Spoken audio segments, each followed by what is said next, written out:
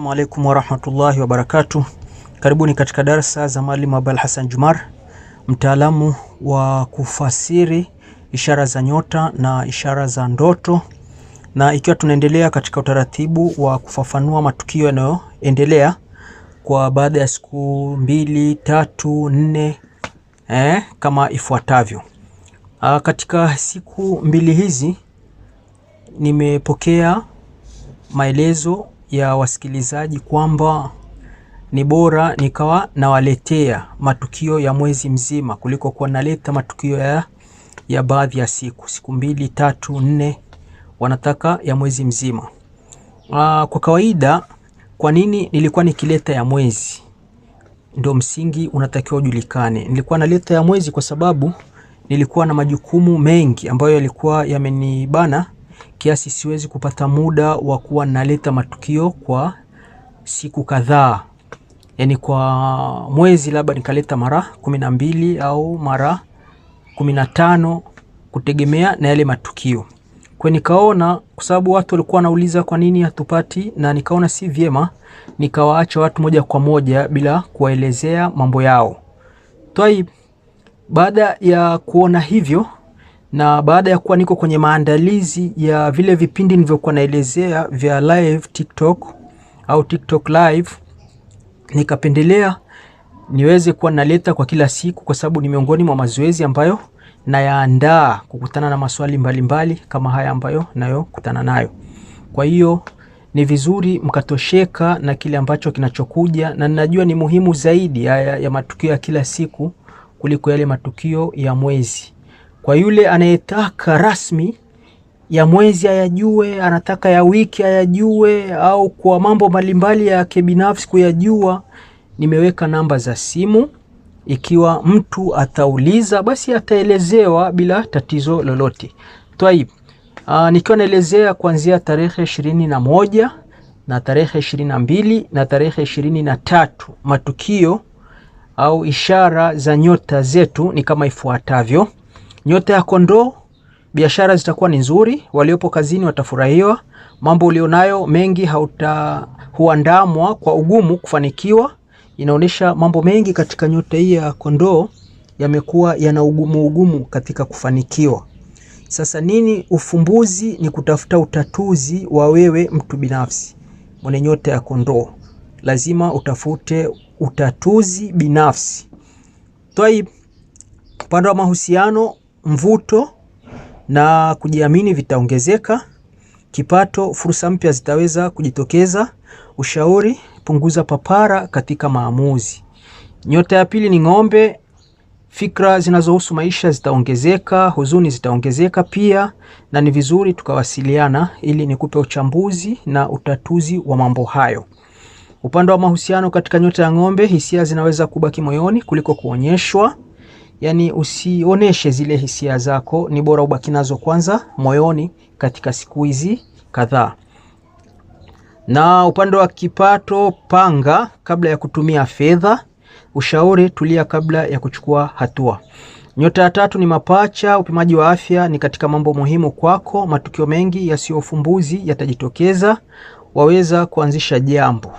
Upande wa mahusiano, marafiki wanaweza kuleta mipango mipya. Kipato, mitandao inaweza kufungua milango. Ushauri, tumia mawasiliano yako vizuri.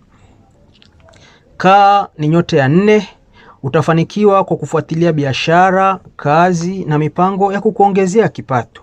Upande wa mahusiano, kazi au majukumu yanaweza kupunguza muda wa mapenzi. Kipato, kuna nafasi ya kutambuliwa kwa juhudi zako. Ushauri, weka uwiano kati ya kazi na maisha binafsi. Nyota ya 5 ni nyota ya Simba, utapokea taarifa kutoka kwa jamaa zako wa karibu au majirani zako. Uwe mwangalifu wa taarifa hizo. Ushirikiano utaongezeka, safari mbali zitaongezeka pia. Upande wa mahusiano katika nyota ya Simba, ukaribu unaweza kuongezeka kupitia safari au mawasiliano ya mbali. Upande wa kipato, maarifa mapya yanaweza kuleta fursa. Ushauri, panua mtazamo wako.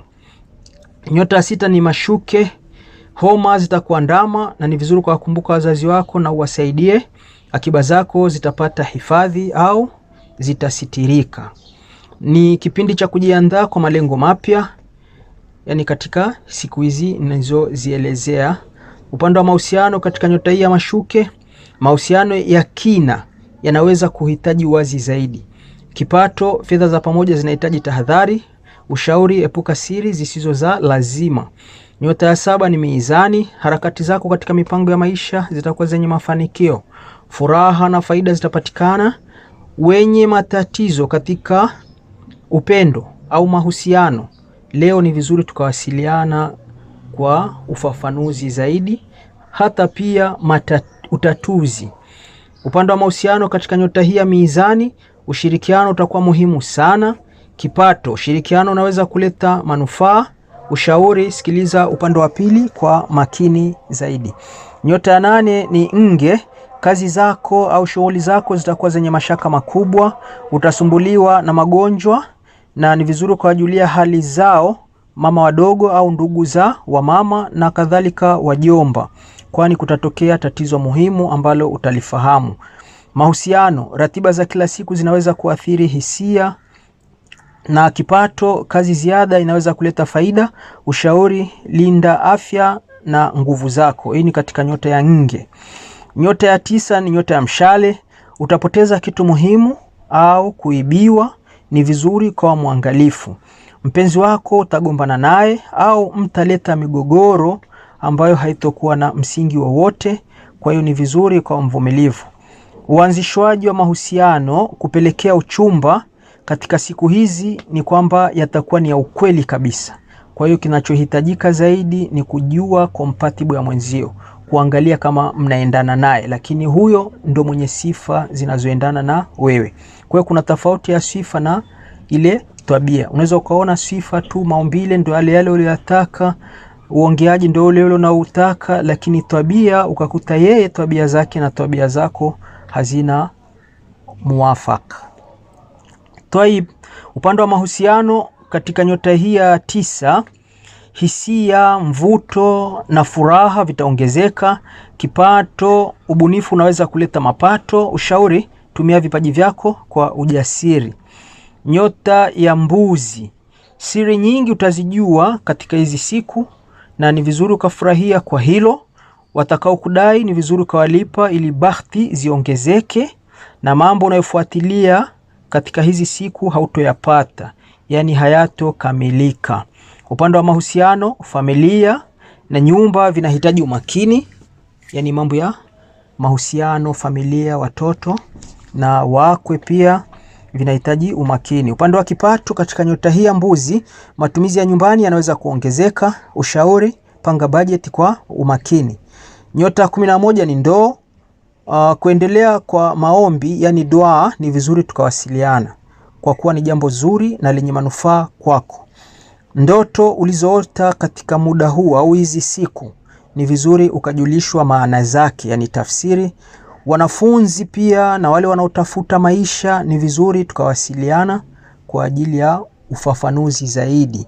Upande wa mahusiano katika nyota ya Ndoo, mazungumzo yanaweza kuimarisha ukaribu, na upande wa kipato, biashara za mawasiliano zinaweza kunufaisha zaidi, na ushauri ni vizuri ukazungumza kwa uwazi kuliko ukaficha ficha ukayafumba fumba yale unaotaka kuyaongea. Nyota ya mwisho ni Samaki. Kazi zako biashara zitaendelea kuwa nzuri. Tegemea leo kujuana na mtu aliyokuwa maarufu au watu waliokuwa maarufu. Habari uzitafute ziwe za maendeleo au hali ya mzazi wako wa kike. Upande wa mahusiano katika nyota ya Samaki, kutafuta usalama wa kihisia kutakuwa ni muhimu zaidi, na upande wa kipato, fursa za kifedha zinaweza kuonekana, na ushauri, epuka matumizi ya papara. Kwa haya ndugu zangu mnaofuatilia ufafanuzi wa ishara za nyota, nafikiri itakuwa mmenufaika. Kwa maswali mbalimbali ya kutaka kujua mambo binafsi, ni vizuri tukawasiliana. Asanteni sana.